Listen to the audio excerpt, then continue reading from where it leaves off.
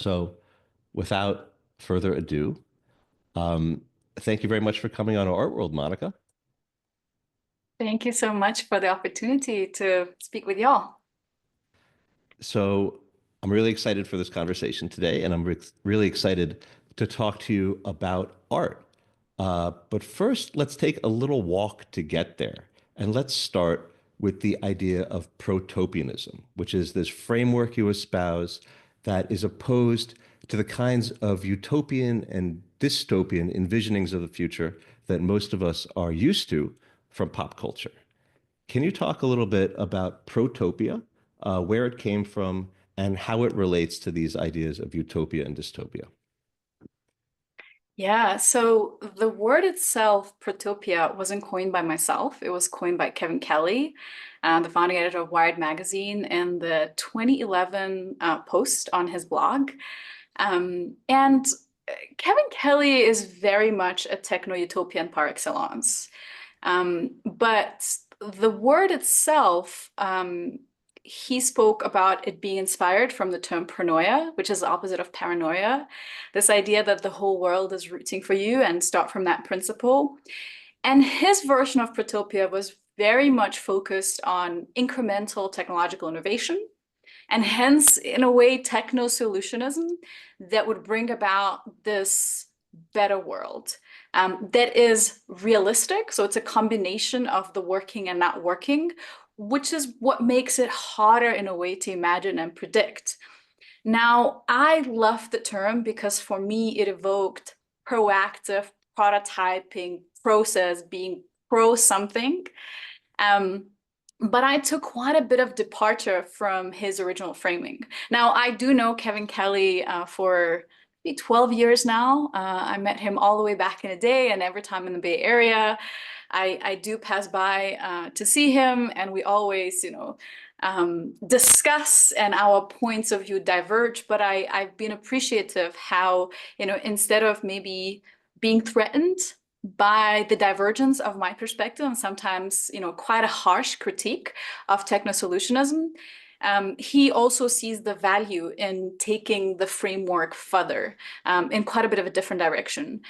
Specifically, my desire to look for different framing than the two most popular framings to speak about the future, utopia and dystopia, was because I found both of them dissatisfying and not really opposites of each other or antidotes to each other, but really just reverse sides of the same coin. And so the issue with dystopia is that as much as it was conceived to be a cautionary tale, it really has become an excuse towards inaction. And, if you think everything is doom and gloom and there's nothing you can do about it, well, it does lead to inaction. It does lead to disengagement. But also, what happens when we keep regurgitating and hence normalizing these dystopian visions, that sense of inevitability? Sometimes some of the world's most talented people, directors, writers, visual effects artists, end up giving great ideas to terrible people, right? Because there's always going to be those that will see an opportunity to make money, not just as the world burns, but also by setting the world on fire. And then at the same time, having worked in the entertainment industry, having worked as a futurist consultant and story world designer on different science fiction projects, what I ended up seeing when I pivoted working more with tech industry, so sort of my entry point into technology world through spatial computing, VR, XR, future of UX and UI, what I ended up seeing very tangibly is how these same images from what was supposed to be cautionary tales, sort of dystopias, would end up on the VC pitch decks, now repackaged as a technological utopia. And even more than that, when you look at the history of utopianism and how it's always been top down and exclusive by default, and really mired with very much racist, sexist, and especially ableist, eugenic ideas of what should be humanity's civilizational goals. So I found that there's no way to really redeem dystopia and utopia, and we need a new framework. And I love the term itself, but I felt like we need to reframe it around this idea of, again, proactive process of prototyping of something that is not perfect, that is realistic, that takes into account real geopolitics, real economy of the world, but thinks, how can we improve things, yet not rely on technology as this magical panacea, as this magical solution for it, but rather think how it has to be about humanitarian evolution. And again, not revolution, because that leans into accelerationism, but evolution, into evolution of our values, of our priorities. And then seeing technology, technological development, scientific research, and all the tools that emerge from that simply as an extension of our bodies and our minds to achieve these goals that lean towards greater inclusivity, that lean towards life-centric design. Again, really important to move away from just sort of user-centric, human-centric, even humanity-centered design towards a life-centric vision of the future that doesn't just try to regurgitate, the same old, mostly dead men's ideas, but looks into who has been excluded from conceptions of the future and how these insights of the most impacted, of those that have been living at the bleeding edge of harm, of sometimes those that already have experienced the end of the world, how that can lead us towards an imagination of a more livable and radically hopeful while still realistic future. So this is really kind of the backstory of Protopia, and my desire to inspire people to think more realistically in addressing the real issues that we have today, whilst also imagining beyond the status quo that we currently have. So, historical present day futures literacy is crucial. That's the foundation. You can't just sort of magically imagine away the reality that we inhabit, but also what's important is to think beyond the reality that we currently inhabit and never succumb to these type of notions that, well, it's just human nature. This is just how we are. Nothing better is possible. But also not to sort of just magically leapfrog and say, well, there's going to come, this either a particular ideological revolution or this particular magical technological tool, doesn't matter if it's VR or blockchain or AI, and that's going to be this sort of deus ex machina that is going to save us from our own selves. So I want to go back to just something that I think is so interesting as a distinction between protopia and utopia and dystopia, which is that protopia is built on this idea of agency. And maybe you and Kevin Kelly disagree on how to, take action using that agency. But in a utopia or a dystopia, it's a fait accompli. There's nothing, you can do about it. You're existing in these future states. Maybe the people who have agency are like the Miles Dysons of Skynet, who create these evil schemes to bring about some kind of like techno future. But the flip side of that, in a way, is that those imaginings of the future, like in the Terminator, which I know is not a popular thing to talk about in the context of AI because it seems too alarmist. But Oppenheimer had this quote where he said, when something is technologically sweet, you go ahead and do it. And there may be a certain kind of analog for that when it comes to like these kinds of cultural sci-fi artistic envisionings of the future. And I wonder if you could talk a little bit about how artists and visual culture specifically are important when it comes to shaping popular understanding of futures, of utopias and dystopias.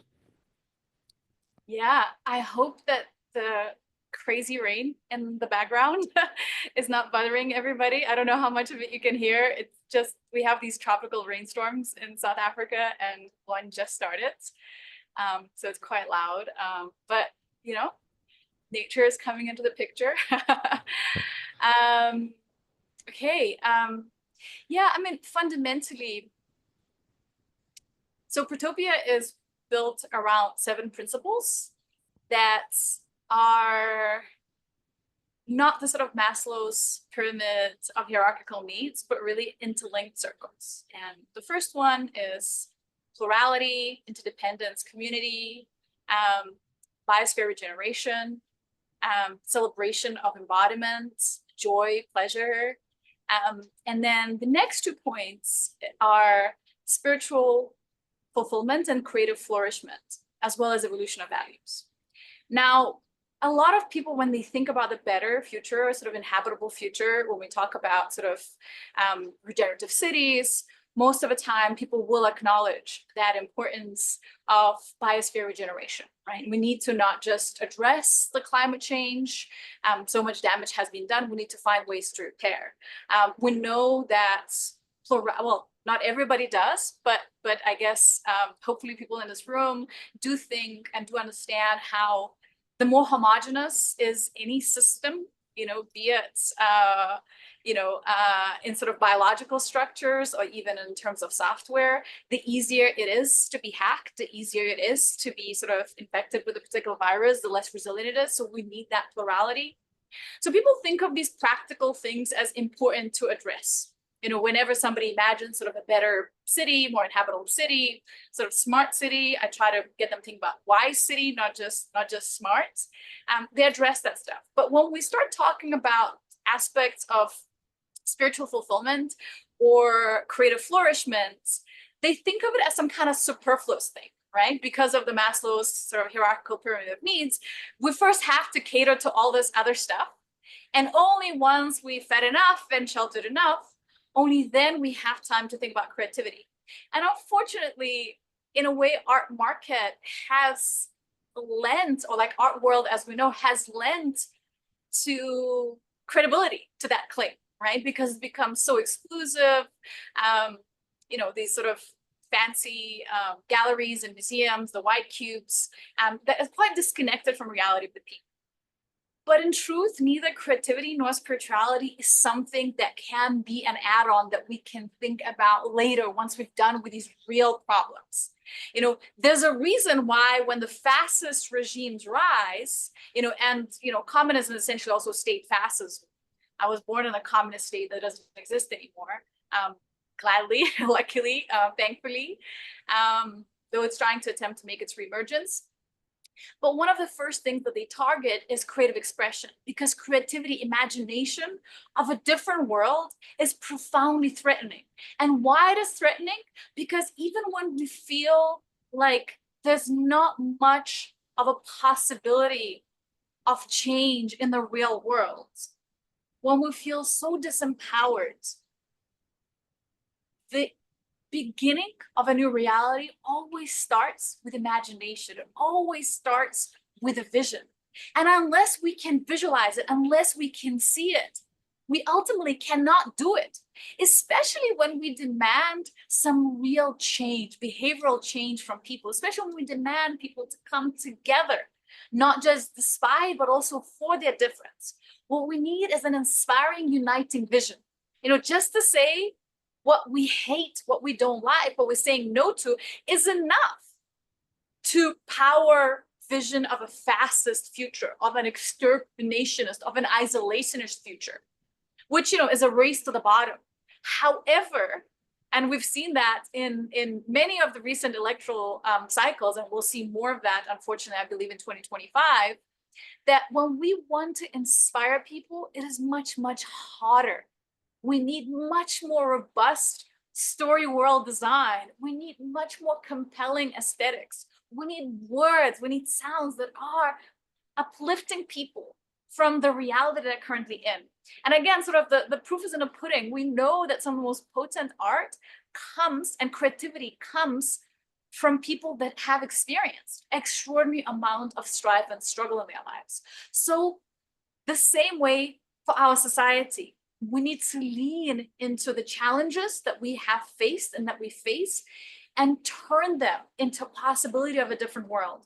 Because the truth is, those visions end up bleeding into reality. You know, in most of the indigenous cultures, it was some kind of like understanding that anything, you know, any story, any sonic performance, any pattern on any object, it is all a vessel for knowledge. Nothing is empty of meaning, nothing is empty of impact.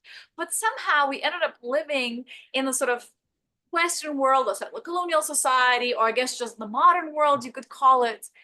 When I started doing this work, and I would, you know, bring forth this analysis of how science fiction bleeds into reality, people would just tell me, oh, Monika, you gotta relax. Don't be so serious. This is just a movie. This is just a game. This is just a book. It's not that serious. And of course, in the most recent sort of months, weeks, years, we've seen just how much of it has a real tangible impact.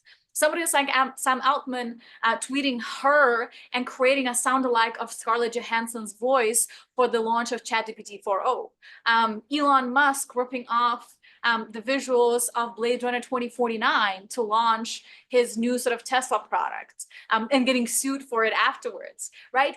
That has tangible impact. But now a lot of these popular media, sort of science fiction movie imaginations, where do they come from? Of course, they do come from past science fiction movies and books and video games and those sort of popular media formats.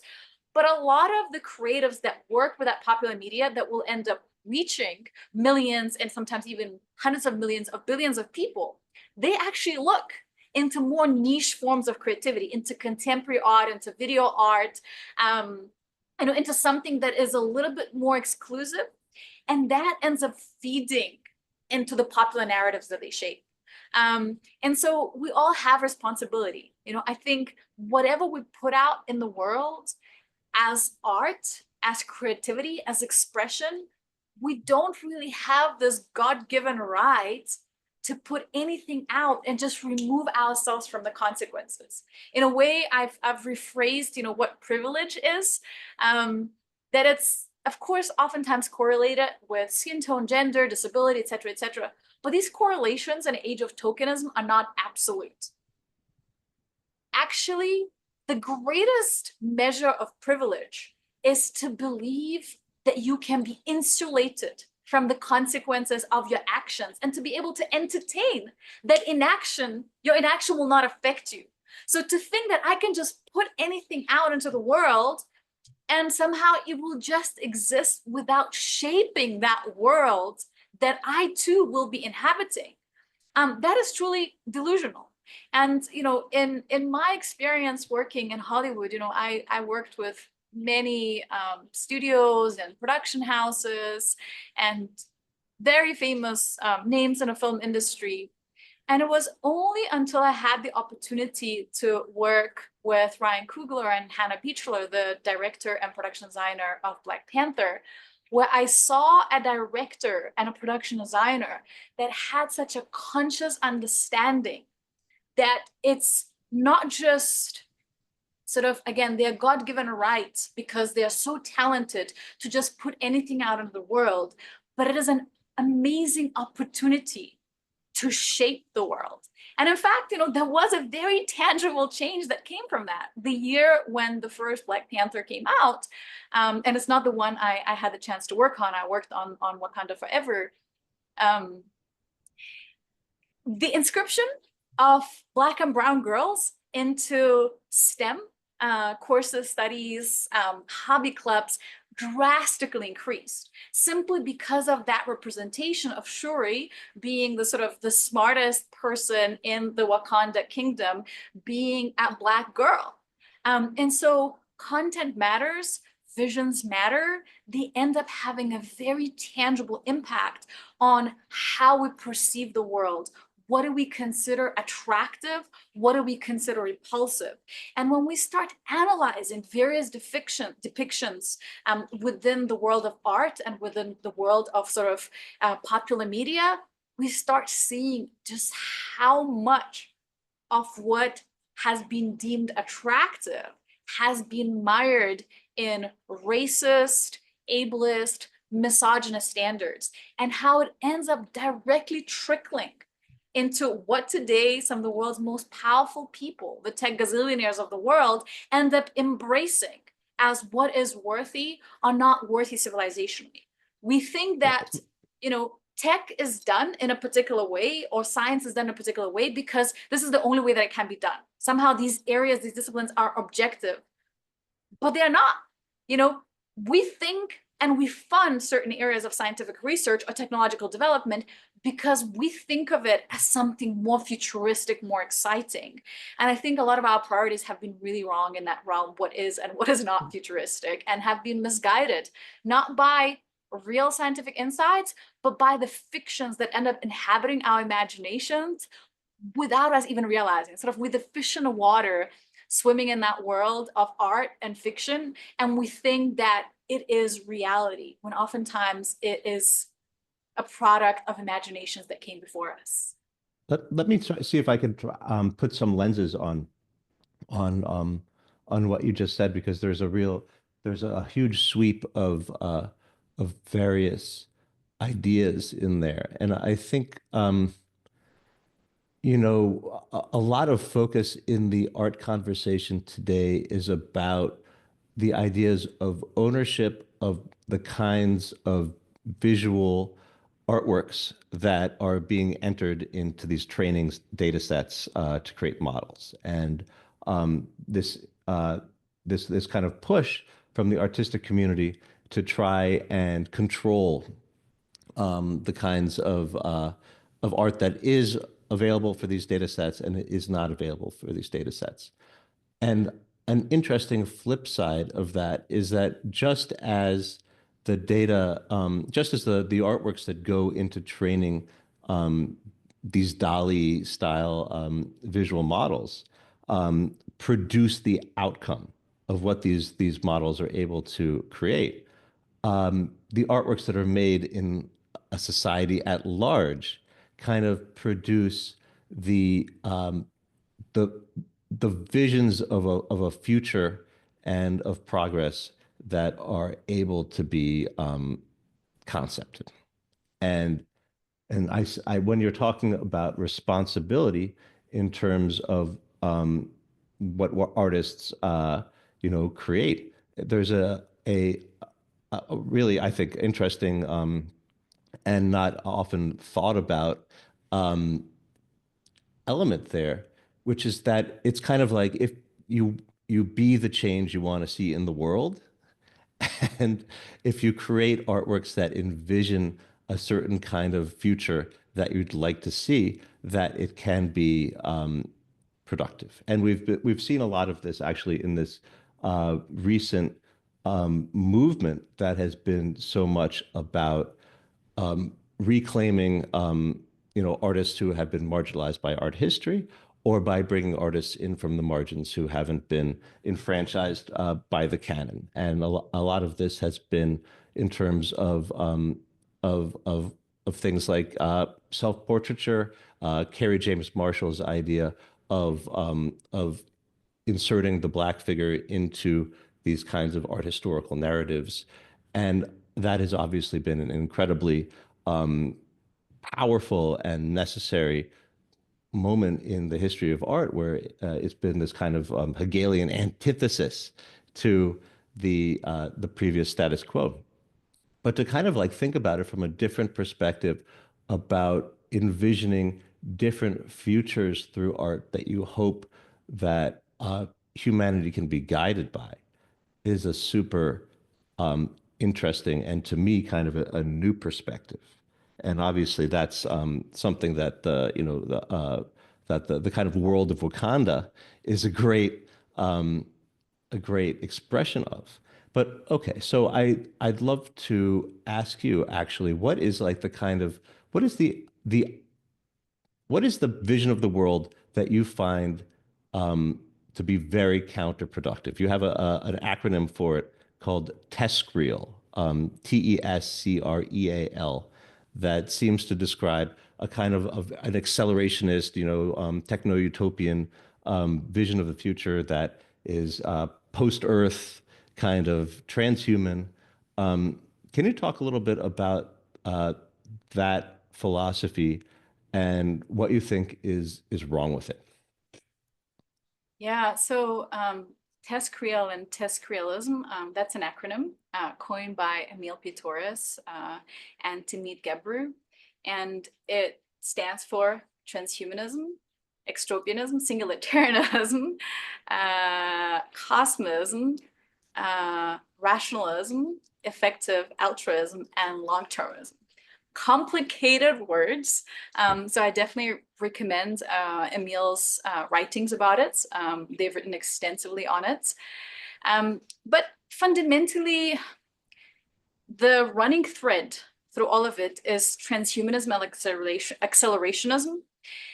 And it connects all the way back to the Futurist movement and the fascist Italy under Mussolini and the Futurist Manifesto by Filippo Tommaso Marinetti, right? And in that manifesto that was futurist, that was very much tangled up with the fascism of the time, it was already present, this hatred of the nature, the hatred of disability, the hatred of a female body. There's a very specific quote from it that speaks of wanting being disgusted by the river Danube with its muddy tunic full of fecund libidinous fish. I mean, it's really sort of like really, the language just sort of encapsulates that profound hatred for everything that fundamentally is associated with indigenous cultures and indigeneity.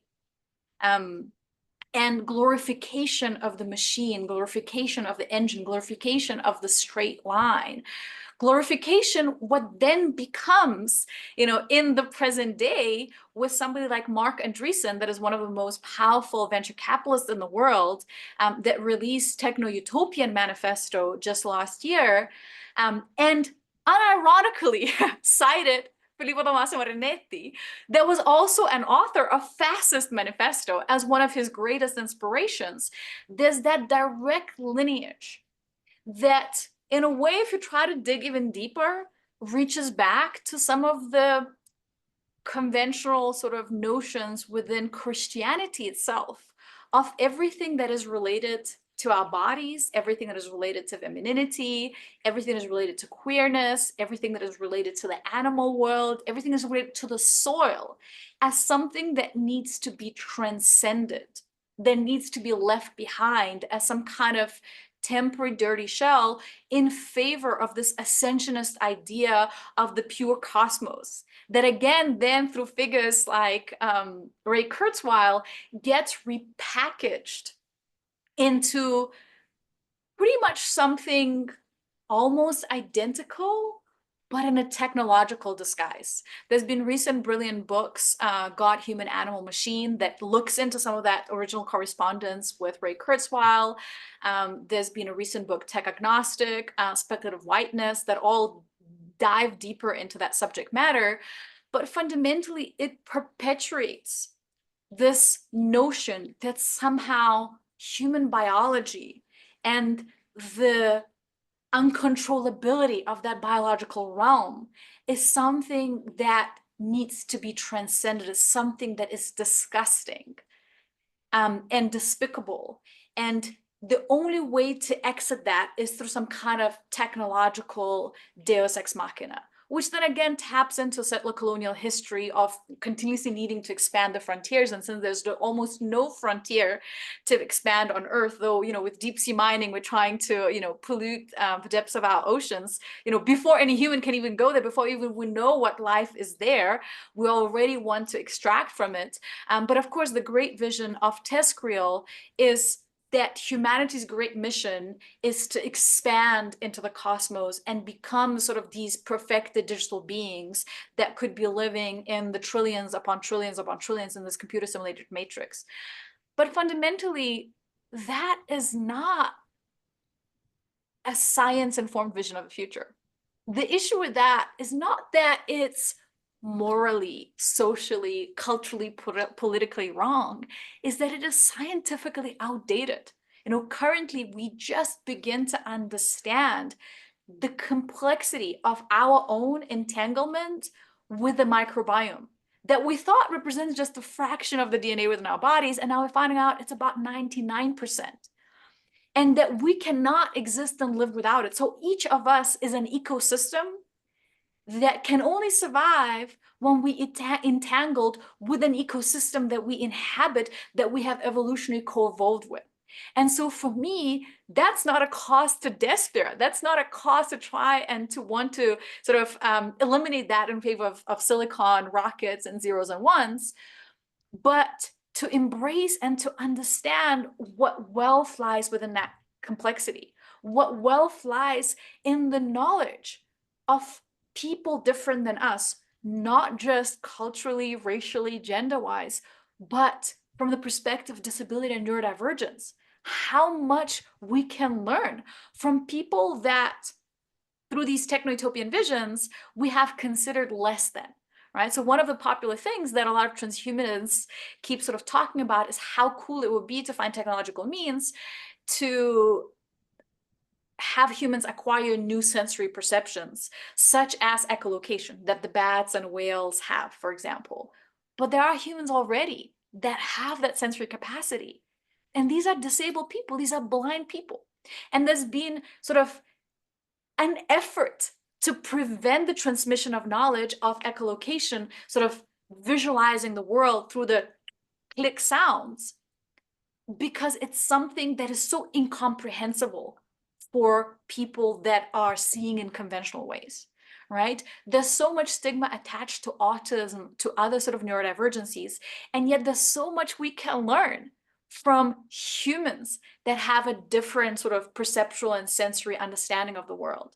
And that's not even beginning to all the things that we can learn if we got more curious of the species and would stop thinking of us as humans as some kind of the most perfected, the most advanced creature that there is, and everything else and everybody else as inferior. Because other creatures, other animals, other living systems are not inferior to us. They are different. So for me, this is an amazing opportunity. And I always try to keep hammering in that the real future frontier is not silicon, is not zeros and ones, is not AGI, is not rockets. It is biology. We inhabit these biological bodies and we exist in this biological world. And unless we succeed in functioning with our biological bodies and the world that we codependent with, that we cannot survive without, also is thriving and healthy and functional, no rocket is going to save us from it. It's just sort of delusional thinking. And so I think this is a very potent invitation for the artist to re-examine this futurist bias that continues into so much of contemporary art. Sort of the Marinetti's futurist vision and the futurist manifesto continues living on, both in science fiction and in venture capitalism and in contemporary art, in what people consider worthy as exploring when they say that they will explore future through their work or through their professional inquiry. And I would like to invite more creatives to consider how they can begin to imagine and lean into this extraordinary world of biology that we are ourselves and that surrounds us and we are entangled with. I find that really compelling.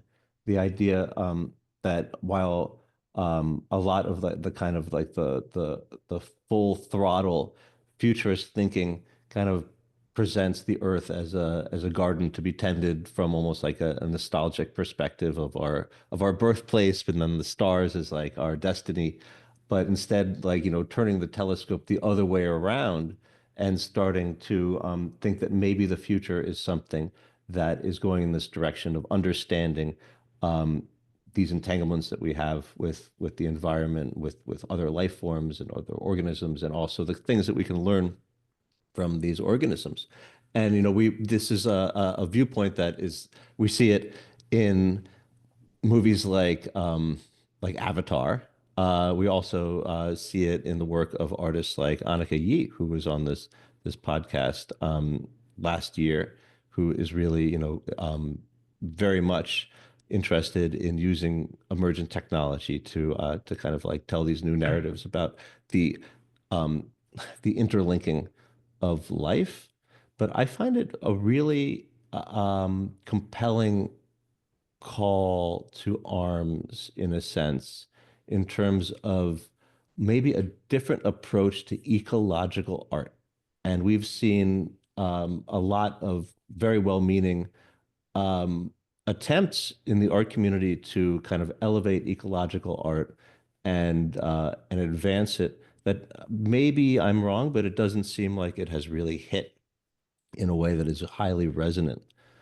But this is potentially a different kind of burgeoning direction of art that is deserving of elevation, of being taken more seriously. And I wonder, can you talk a little bit about, do you consider yourself to be an artist, for one thing? Um, I do not consider myself to be an artist. I definitely consider myself to be a nerd, and a synthesizer. But I do come from creative background. I mean, my background was being a creative director, and then I transitioned into being a full-time nerd in my mid-20s. At the same time, design, aesthetics, as you can maybe see, and if you've seen any of my talks and the visuals that accompany my talks that are very, very cinematic, there's definitely creativity permeating everything that I do. I believe it's much easier to sell people onto complex ideas when you deliver to them in an aesthetically captivating format.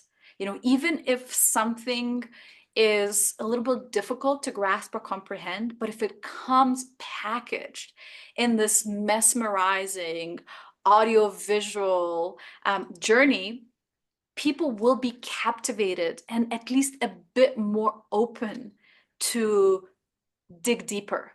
Whereas if you present those ideas, with the post-its on the walls or sort of very complicated documents, it works within the academic circles, it works within, sort of your own sort of think tank and a group of, sort of very, smart people.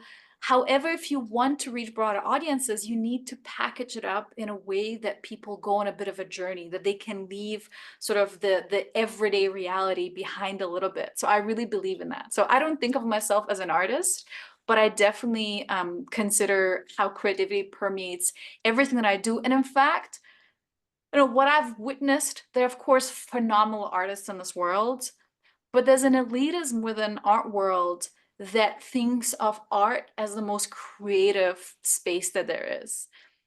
What I've seen when I worked with the scientists that really, really sort of explore the bleeding edge of our understanding, they have to push these boundaries of knowledge and to imagine something that is beyond our current grasp of comprehension. And that is one of the most creative things there is. Amazing educators are absolutely permeating their work with creativity.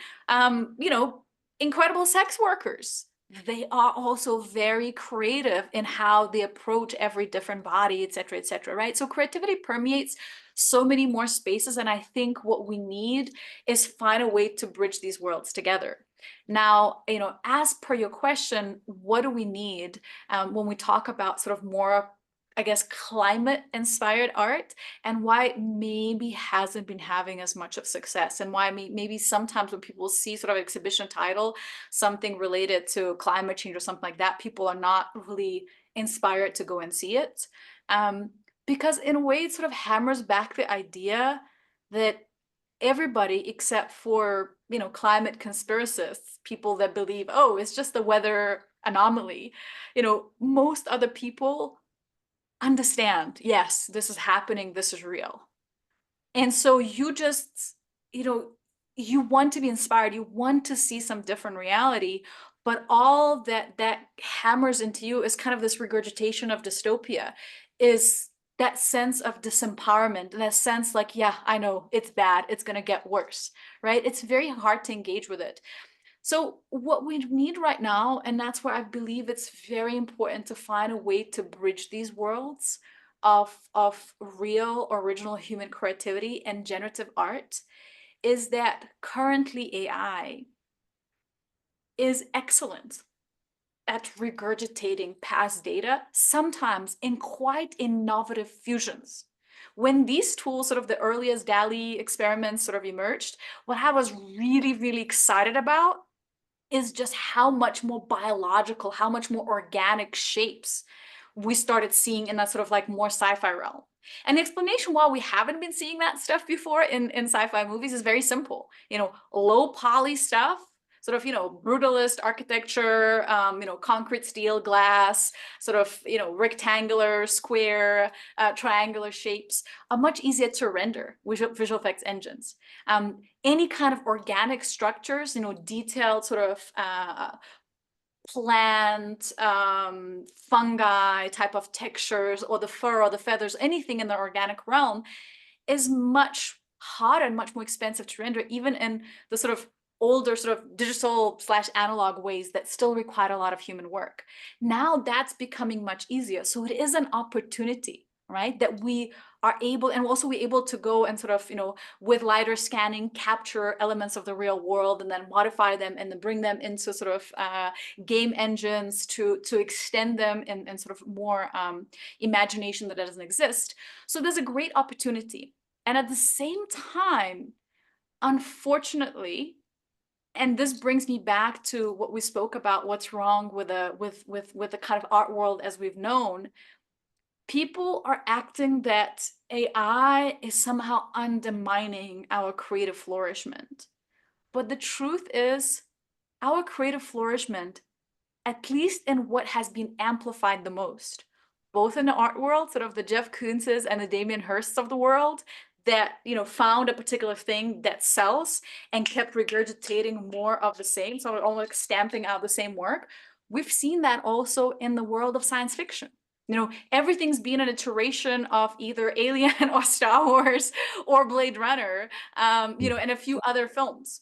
So it's been a regurgitation of the same thing for a long time because everybody looks at the source that already exists. Now, what AI is doing, unfortunately, a lot of these companies are stealing artists' work in really unethical manner, whatever. I don't think we need to discuss that further.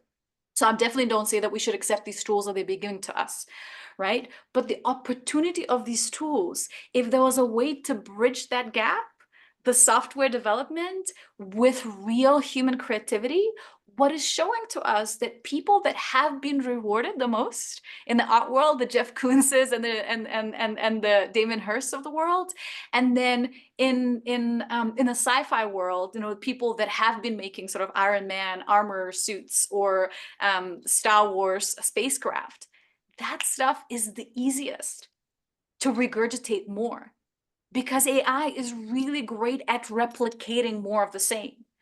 Now, whenever we give any prompt to Midjourney or any of these other sort of image generation engines, and we ask for something dystopian, dystopian desert, abandoned city, something like that, right? It is really good at giving us something very visually compelling. Whenever we try to put in anything around regenerative future city or habitat or whatever, it gives us really, really corny stuff. At the very best, sort of your Burning Man idea of regenerative future. But, and that's a major caveat that we've identified with the project that I recently joined as a partner, African Life-Centric Design, founded by a brilliant South African woman, Pumla Maswanganyi, is that the moment you input any of the keywords around futuristic concept, and then you add any aspect of African locale or African cultural element, etc., all of a sudden, all of these keywords disappear. You've been trying to create some kind of technologically advanced bionic arm, and then you added some kind of African keyword, and it's going to give you an emaciated body with scrap metal robot arm, right? It's really derogatory. It's not just stereotype, it's not just cliche, it's profoundly derogatory. So that's the state of things. But this is also an opportunity. We need to create these new data sets. We need to bring together artists, creatives across different fields with people that work at the bleeding edge of scientific research and technological development. We need to come together and work more than just the sum of our parts to create these new data sets, to create these new imaginations, because it's something that unfortunately has been overlooked for such a long time in favor of the sort of stereotype dystopias. So I see that as a real issue, as a real inequity that exists today, beyond just the sort of the cliched ideas of, you know, police bias in the algorithms that are being utilized for surveillance, et cetera, et cetera. You know, these are obvious cases, but what people sometimes forget about is that we speak about these inequities and the legacy of colonialism in the past, but we do not identify just how damaging it is for us to also have our future imagination be colonized and impoverished through that process. So I'm so excited to find a way to bring these worlds together of creativity and science and technology for a much more active and much more engaged conversation, to see how, you know, how science world especially can collaborate with creatives to tell better stories, more compelling stories of the implication of specific scientific research, that can sometimes also illuminate aspects to scientists themselves, what they haven't been thinking about, what could be the consequences of that particular research, or how it could land in the world and be sort of misinterpreted. But also for artists, instead of just being self-involved and, you know, me, myself, and I type of art, I think it's a due time to start creating things that much more profoundly engage with the realities emergent across these bleeding edge disciplines and find a way to communicate them in a more compelling manner to the broader world. Because we know that one of the greatest dangers is this ever expanding disinformation warfare frontline. And you can only ban that many disinformation channels. The only way forward to create greater population scale resilience is to get people be curious, to get people be excited to learn and understand what actually shapes the future. And I think creatives can be really instrumental in that. You know what I love about this conversation is that I'm only really now understanding it clearly, but it's almost like the same conversation that I had with Hans Ulrich Obrist last week, because they're ending in the same place, which is that there's this need for interdisciplinary collaboration between artists, technologists, ecologists, in order to create this future that we want. And Hans Ulrich Obrist with the Serpentine, he has his art departments, he's got his technology departments, and he's got his ecology department.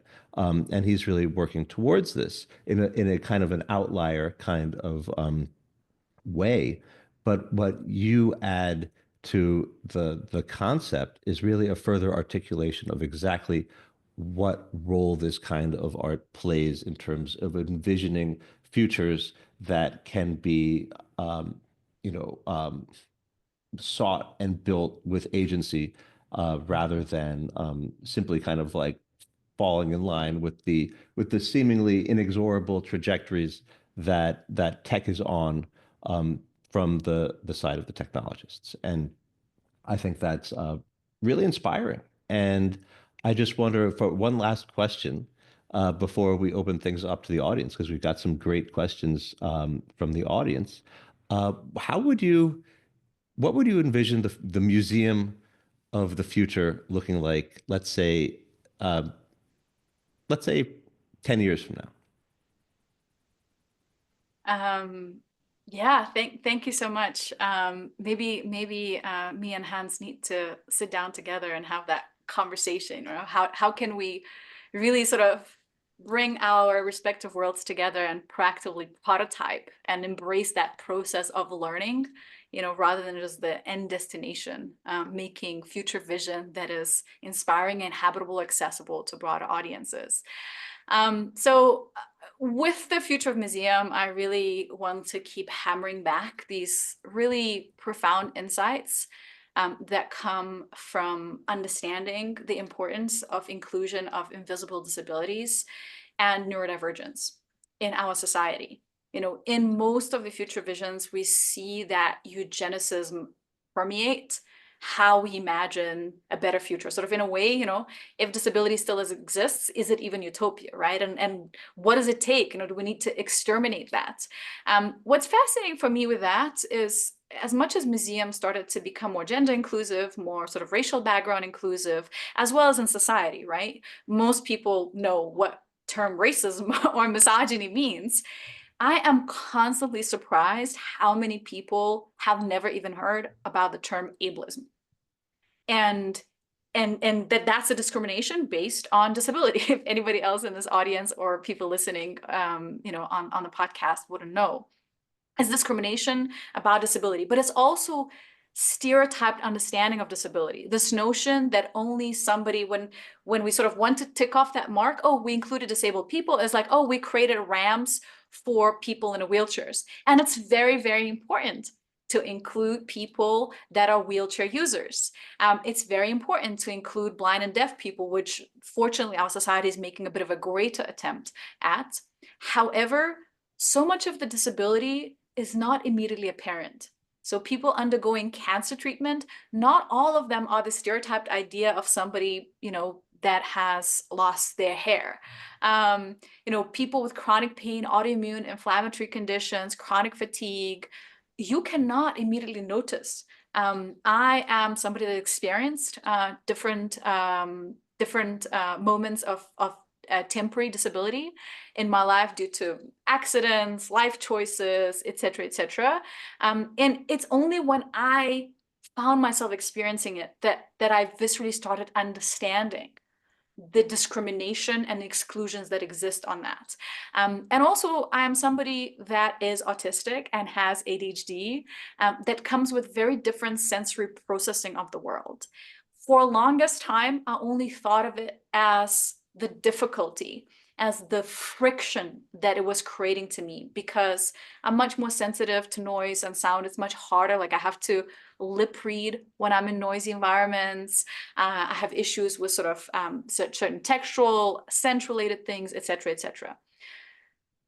And for a long time, I wanted to switch that off until I realized that my sensitivity to all of these inputs is also something that allows me to have a sensory experience that is so unlike of the neurotypical people. I have a certain depth and breadth of that experience that oftentimes is inaccessible to people that do not deal with the same friction. And what that has illuminated to me, and the sort of stereotype perception that people have, people would even say things like, "Oh, but you don't look autistic," etc., etc. I mean, it's so normal to say truly outrageous things for people with disabilities that again, most of the quote unquote sort of self-respecting, educated, whatever person would never dare to say to somebody who is of a different gender or of a different racial background, etc. But it's still very normal to do that around disability. And yet, disability is something that most of us, unless we die a sudden death, will experience.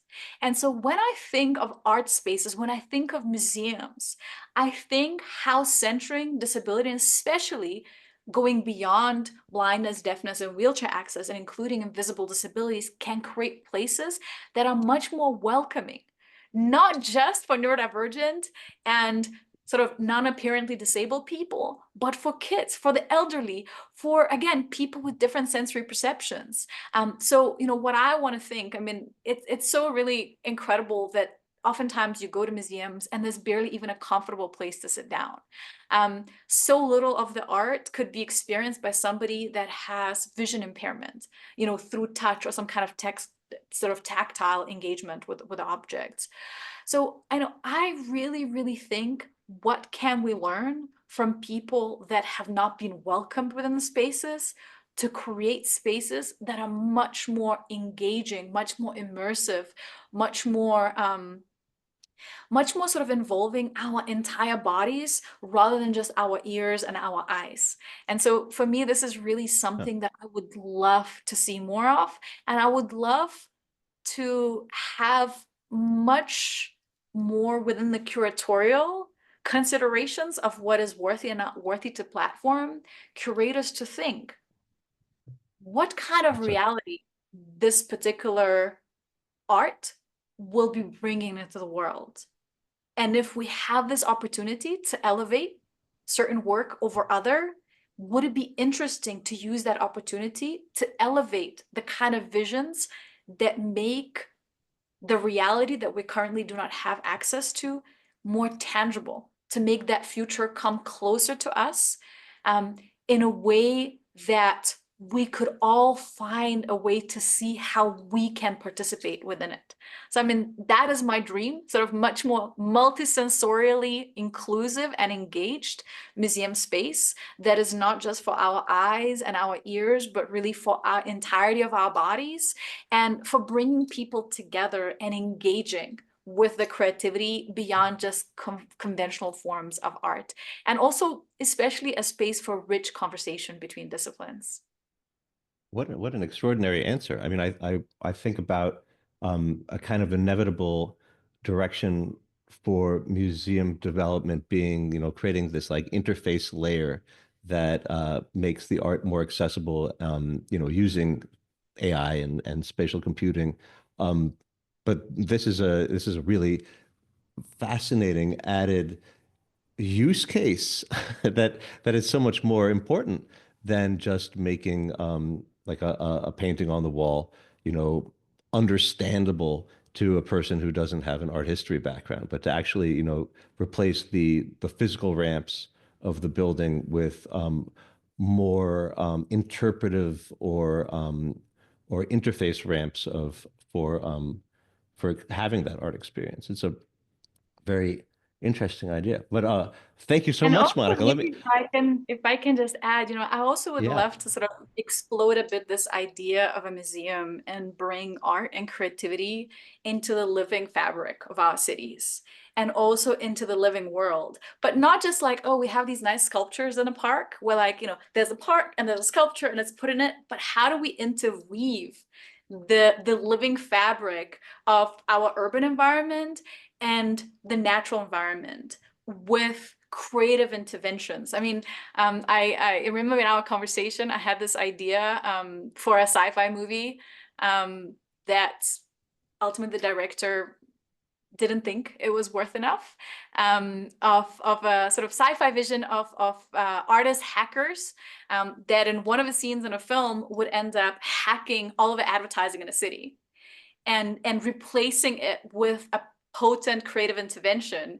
And then my idea for the launch of that movie was to do that also in a Times Square, like in New York and sort of other metropolises. But instead of it being sort of announced, like, oh, we're going to be doing this ad for the movie, like really kind of create, sort of blend that frontier between fiction and reality, and make people really question where does the reality end and where does the fiction begin, and by that bring again future into the present day. So I mean, hopefully some directors listening to this, let's include that scene in a sci-fi movie, and then hopefully some artists are listening and we can do that in reality as well. Just hack all these ads away and replace them with something much more compelling.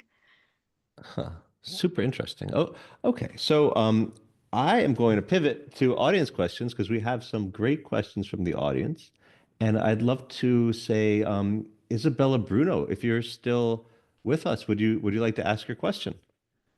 Sure, it's a pretty simple one. Monica, you always attribute your sources and the people that inspire you. I was just wondering if you had to answer, who is inspiring you right now and who should we also be looking to for inspiration? Oh God. So I really I use my social media to share podcasts, books, articles all the time.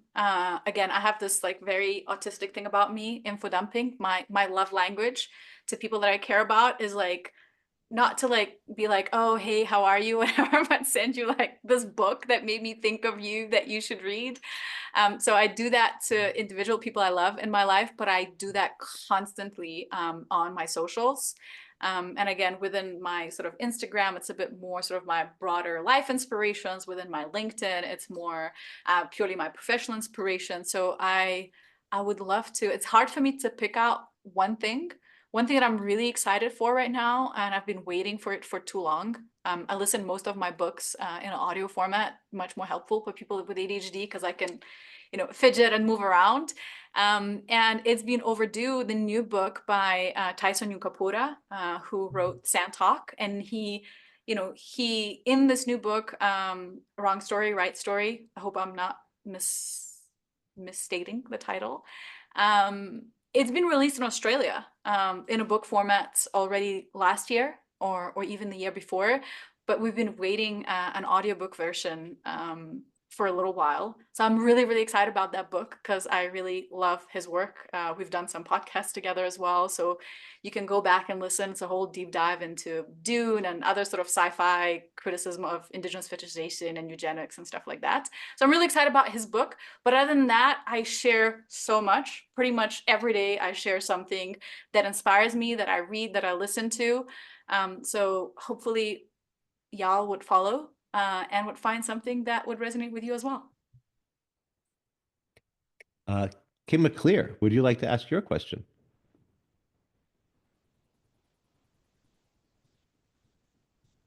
Let's see if I have. I think she may have jumped off, so I will ask it for her. She asks, can you share a little more about your protopian vision to address exclusionary cultures, etc., within future work, including how we work together in practice and experimentation? I'm not sure I fully understand the question.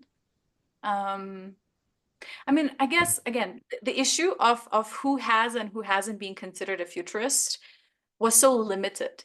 People from the most privileged backgrounds where, mostly in with like very specific tech, engineering, etc. background would be considered to be futurists. And unfortunately, that bias persists into the present day. The moment somebody is with, middle-aged, graying hair, male, all of a sudden, when they're on a stage, an authority is being assumed. And there's been, as the space has opened up a little bit more, this being this sort of quite a bit of an embrace of gatekeeping and asking, well, do you have this future study diploma, et cetera, et cetera? And diplomas can be valuable, can be good. Some of these future programs are really excellent. So I really salute that. I've lectured within some of these programs. At the same time, we have to acknowledge they tend to be really, really expensive. They tend to be sort of master's degrees. They cost anywhere $50,000 to $100,000 plus. So they're quite inaccessible to people from a global south. They're quite inaccessible for people with disabilities. And so through this exclusionary sort of gatekeeping of the industry, we continue being impoverished from the voices that have really, really, really valuable insights. So at the same time, we need to have a great rigor within our methodology and with who is being given the mic, who's being platformed. But I think at the get-go, we need to be a little bit more open and sort of and give people an opportunity to enter the space. And at the same time, we need to be much more rigorous in questioning even some of the very, very established names that have, consulted for major companies, even have positions within major companies. But what is your track record?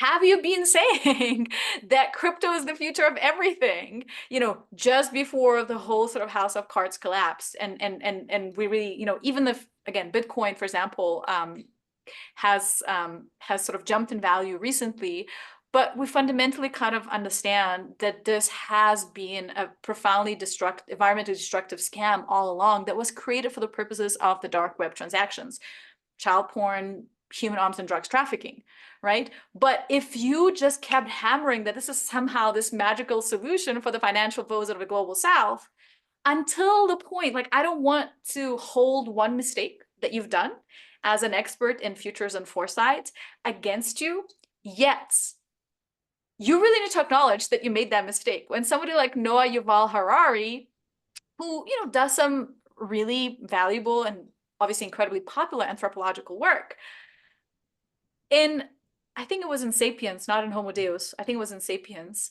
He was saying that pandemics are going to be a thing of the past. In a way, we'll even come to miss them.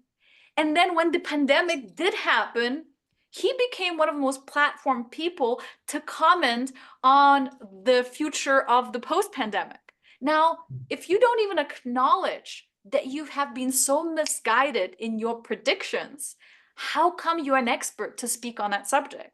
So I think on one side, we need to open that space and be much more inclusive at that sort of entry point level, because we need new voices and insights that previously have been pushed out. And at the same time, just because somebody has been in this major position at some major company, or they've given major talks at the major conferences in front of audiences of tens of thousands, it doesn't mean that they have these God-given oracle-like insights. We have to look at their track record. So I think it's that delicate combination of being both open and profoundly critical. And again, to be critical towards anything, whether the art world or technology world, it's not to be a naysayer, it's not to be negative. It's actually to be profoundly positive, because you believe that we can push ourselves further, that we can go deeper, and that we can be better. And it only starts with a critique. It only starts with, what do we need to say no to, while setting a foundation what we're going to say yes to. Great answer. I'm just going to throw out my own personal love of the blockchain because I understand what you're saying about the excesses of cryptocurrency, but I also feel like the crypto kind of the underpinnings of the blockchain are such a rich and fertile area to explore that we will be exploring in the next two episodes. But I want to hand the mic over to the illustrious Josh Goldblum, who has a great question. Josh, you want to take it? If I can just say something regarding the blockchain. Oh, yeah, go ahead. I mean, I think as much as sometimes we are enamored with a particular idea and with a particular proposition, we have to also look beyond the hood. We have to sort of scratch what exists beyond the surface. With a lot of the founders of the tech companies, they said that this was their intention. But what matters, I mean, intention is, very sort of laudable. But what we really care about is the impact. What is the reality of that thing? And we have to really, really think how art and creativity has also been used for art washing. I mean, this happened with NFTs, unfortunately, to art wash something that had much more sort of nefarious purposes under the hood. And how do we not succumb and don't end up being tokenized and utilized to ultimately harm, to have, like, we can benefit as individuals from that, but communities that represent could be profoundly harmed by it. So, this is not to throw out this technology altogether, but it's always be really wary, of, as we now finally become a bit more wary of greenwashing, we also need to be wary of art washing. And again, that's not to throw everything out altogether, but just to be inquisitive and always try to scratch beyond what is the stated intention towards what is the real impact. Very well put. Okay, Josh, do you want to ask your question? Sure. And I know we're running late on time right now, but I'm curious, like, what mediums you think these sort of ideas are most easily expressed. I think one of the things I've sort of observed is that dystopia lends itself really well to, entertainment. Same with novels, because there's so much embedded tension, in a dystopia, whereas like a utopia, I mean, there's like Star Trek, but I can't, and maybe Star Wars, but I can't really think of a lot of other utopian visions. And I wonder, like, what are the mediums that you think prototopian visions kind of can exist in best? Is it film? Is it games? Is it museums? Like, where do you think are like the mediums that align best with this sort of presentation of a possible future? Yeah, so I want to first maybe dispel a bit of a myth that dystopia is kind of the best environment for storytelling. And I like to simplify my examples as much as possible to make them more accessible. So I always use this example. Imagine it's a family drama, all right? And it's a couple and one of them gets cancer. And so the story is one of the people in a couple battling cancer. Now, story world number one, both of these people are horrible people, they're really despicable, and they just kind of hate each other. Will you really care about that cancer journey being depicted on screen? The other story is both of his people are really interesting, really compelling characters. Absolutely not some kind of perfect vanilla, poster children, but complex yet beautiful, interesting people that also have a complex and beautiful love that, again, is by no means perfect. Maybe they deal with the legacy of their past trauma, etc., etc. And then in that, their imperfection in a way makes them more relatable. But the fact that they are beautiful, they're aspirational, they're beautiful, I don't mean aesthetically necessarily. Because even beauty, right? Today, we seek the kind of, in the age of filters and AI, perfectionism, we seek that imperfection. Before we understood that we need that in a narrative and in a character, now we finally, hopefully, begin understanding that we need that in the visual thing too, because AI can make everything look so neat and perfect and smooth, etc., etc. So in that second scenario, you'll be rooting for these people so much. Similarly, if you compare Blade Runner 2049 versus the world of Wakanda, right? In the Blade Runner 2049, that world is doomy, gloomy. Most of the characters are really quite despicable. You don't end up being on the edge of your seat rooting for these characters. Now, within Black Panther, and again, it's a Disney Marvel story that, also, very much oversimplified idea of African future and stereotype some of the aspects. There's limitations of that very kind of popular Disney Marvel media format, as much as I appreciate how many people can be reached with that popular format. But first, you fall in love with Wakanda, right? You fall in love with that city. You fall in love not just with one character, not just one magical superhero, but with many characters and their dynamics, the familial dynamics between the mother and a son, between the brother and a sister, between the lover and his partner, between different friends, right? And then something happens, because perfection never lasts, right? No matter how much, peace is not achieved with a ceasefire, right? Peace is achieved through also addressing all of the physical, mental, psychological trauma. It is a continuous work, as a brilliant peer colleague friend of mine, Janka Grofinkel, speaks about. Peace is not a utopian project, it's a protopian project. It's a process, requires working on. So I believe that this idea that dystopia will always lend a more compelling environment for story world design is not true. And the fact that utopianism, this idea of just perfection, just don't you dare to question, is boring, I agree with that.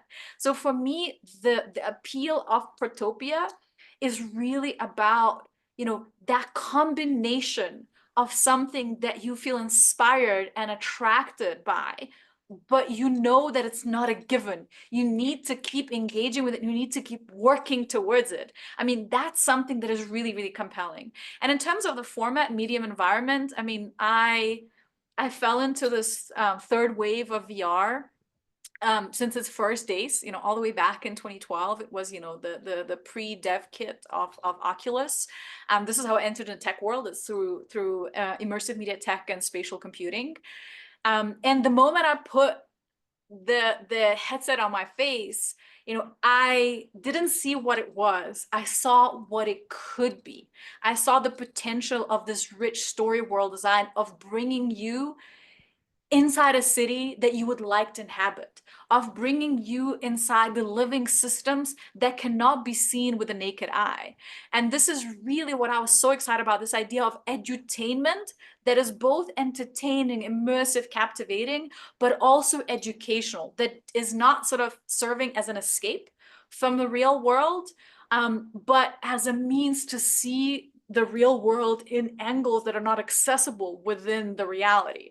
So, I mean, that was really kind of what attracted me to immersive media tech. This is really what also I was always dreaming about, a sort of mass multiplayer video game where you could prototype a future that, is kind of inspired, with Civilization and Sims and all of those things that I had access to when I was a kid.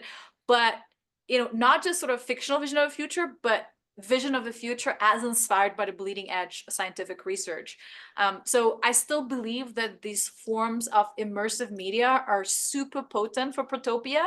And I'm so sad to see that, unfortunately, just like over a decade ago when I started in the industry and everybody was obsessed with like shooters and zombies chasing you and all kinds of scary claustrophobic experiences, because they are much easier to produce. To freak people out, you can have very lo-fi tech. To make people believe sort of, again, all kinds of conspiracies that make them hate each other, you can do it with just a very basic Facebook post. Whereas when you want to create something deeply immersive in that realm of a more inclusive, more regenerative future, it requires much more creativity, much greater technical skill, but that's why we should do it. And I think that's the amazing opportunity for creatives, for artists to engage with.